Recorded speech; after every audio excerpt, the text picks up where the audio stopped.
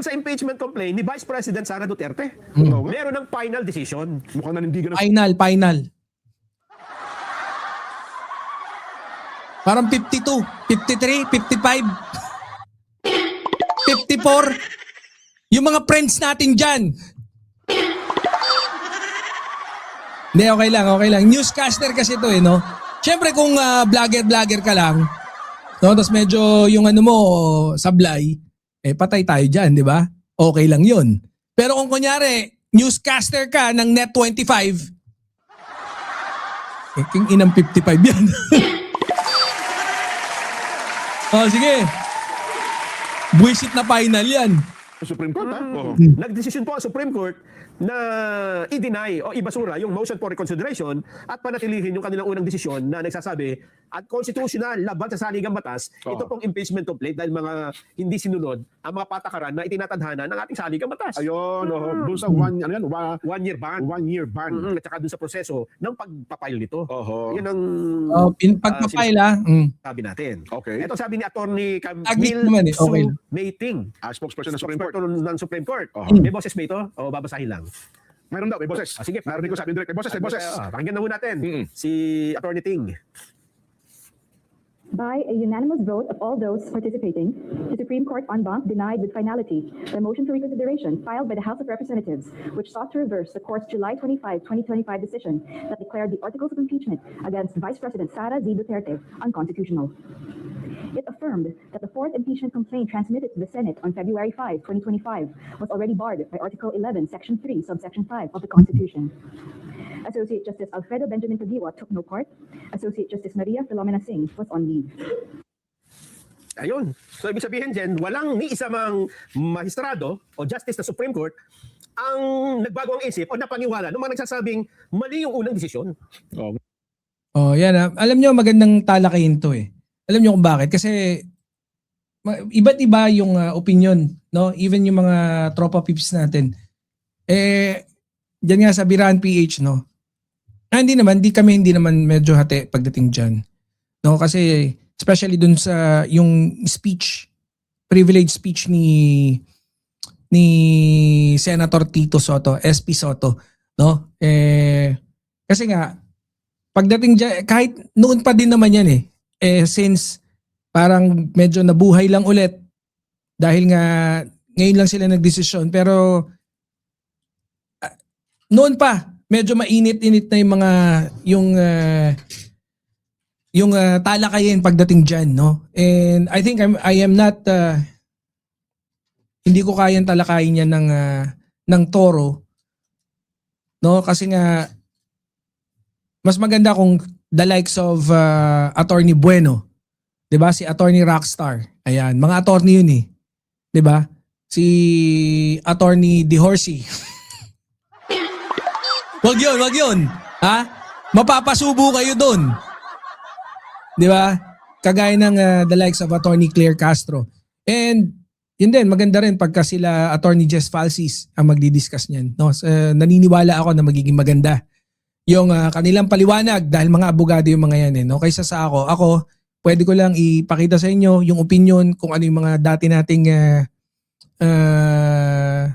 no, yung saloobin pagdating kahit nung una pa lang na nakita na natin yung nagdesisyon yung Supreme Court, no? Final and executory na nga yun kung naalala ko, if I remember it correctly, 'di ba? Final and executory, and yun lang, nag-apila ulit, 'di ba? Ng MR, and marami ng mga abogado nagsabi no, it's going to be very rare na mangyaring baliktarin ng Supreme Court yung kanilang desisyon, at yun nga yung nangyari. And ano ba yung pagkakasabi? So yun nga, may mga dinagdag na alituntunin, no, yung Supreme Court, kaya medyo mas mahihirapan na yung pagdating dyan sa impeachment. Kaya nga yung mga topic ngayon ng mga vloggers, no, parang ang sinasabi is ligtas na si Sara Potpot sa mabahong utot.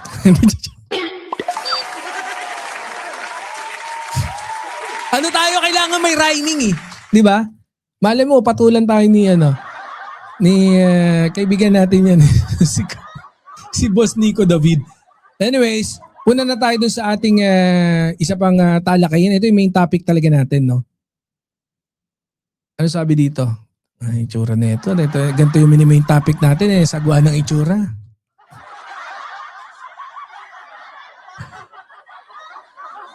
Oh, sige, pasok. Pasok, suki. Ayun, oh, sige. Banat, manangay mi. Amy Marcos bilang chairperson ng Senate Committee on Foreign Relations. Live Oh. mula sa TV5 Media Center, namumuna sa balita si News 5 Senate Correspondent Mayan Dos Baños. Mayan, bakit daw papalitan Senator Amy bilang chairperson ng komite? Yes, Shiggy, kinumpirma na ni Senate President Pro Tempore Ping Lacson napapalitan bilang chairman. Patay ka. Buti, majority ngayon, hindi yung Duterte Black, no? At saka patuloy yung pagbawas ng bilang nila. Sana, no? Magdaus-dos na. Sana tuluyan na, no? Yung mga investigasyon. Spicy yung mga balita kay yung girian ni ni Senator Trillanes tsaka ni John Vic Remulla. 'Di ba? So ayan. Ito, Senator Amy papalitan bilang Senate Foreign Relations Committee Chair. O yan. Kung papalit si Congressman, si Senator Erwin, o yan. Pwede na ulit tayo magbendalo. Kaya